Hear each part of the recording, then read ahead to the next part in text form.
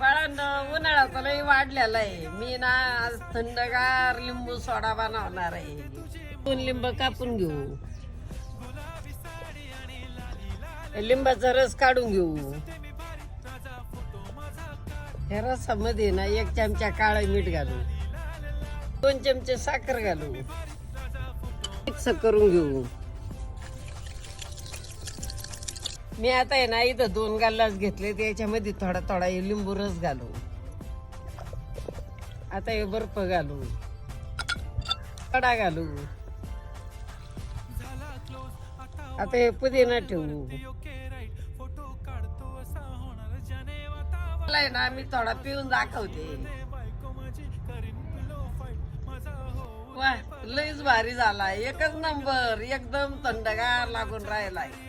या बाळांनो लिंबू सोडा प्यायला.